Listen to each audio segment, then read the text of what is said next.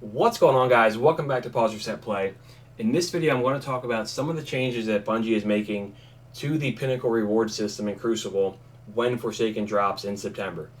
The major update that they made last week concerned the weapon Redrix Claymore and a partner weapon that will be available in Year 2 called Redrix Broadsword. This weapon is by far the most rare weapon in Destiny 2. I believe something like less than 10,000 people have gotten this legendary pulse rifle. So you compare that to a weapon like Whisper of the Worm, where I believe right around 200,000 people and counting have gotten this weapon. Hidden mission, secret exotic weapon.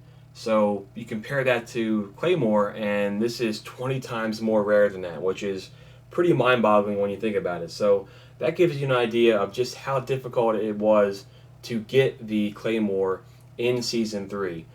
Not only was it difficult to get from a time commitment, but because it was tied to the competitive playlist, much more sweaty matches, a lot more competition when it comes to this, and your win-loss really impacted how you could get this thing. So the end result is less than 10,000 people have it. Now, full disclosure here, you look at my competitive playlist career, I've won less than 10 matches. Most of the time I'm in Crucible, I'm playing quick play, so I'm not the most high-ranking authority when it comes to competitive Crucible. So what I would really like, though, is anybody who has this, if you're watching this video, let me know in the comments what you think in terms of the approach that Bungie is taking. Long story short, with the Broadsword coming out in Year 2, that weapon is going to be tied to a Pinnacle quest line that anybody can really go after, whether or not you play competitive or Valor. And I'm not going to read all the steps. I'll post those in the description here, but it is a very lengthy quest line. There is simple things like defeating opponents with pulse rifles. There is things like getting certain medals like double plays. But then there's also much more time-consuming steps like resetting your Valor rank 5 times in any one season. Now, just to give an idea of how difficult that is, I've played Crucible quite a bit here recently. I haven't taken advantage of some of the double and triple Valor weekends as much as others, but I've only recently gotten the Alchemical Dawn Ghost Shell, and to get this you had to reset your Valor rank twice. So for the Broadsword, if you really want that thing, you're going to have to play a lot of quick play. You're going to have to play a lot of Crucible. With that said, though, there are some changes they're making.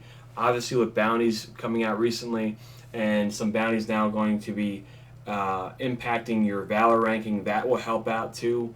Taking advantage of double and triple Valor weekends will help out. So that resetting 5 times is not as daunting.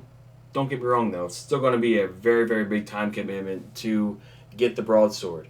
So I think it's nice how they're trying to balance both sides there.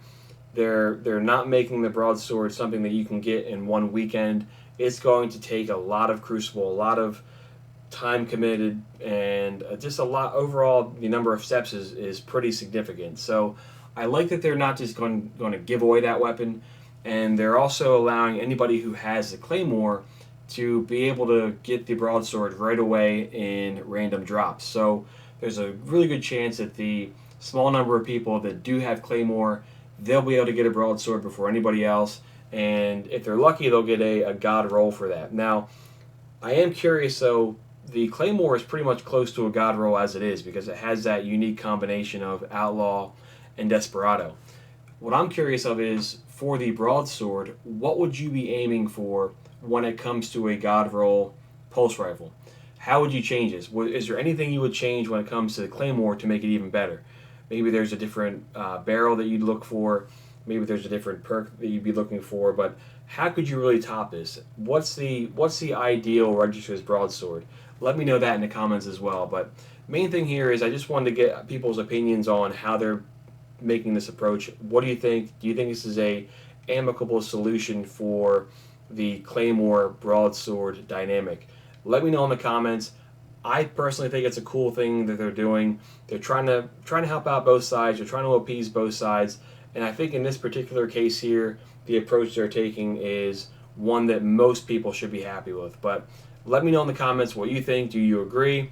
Most importantly, though, thanks for watching. Good luck getting the Broadsword when it comes out in a few weeks, and we'll all catch up soon.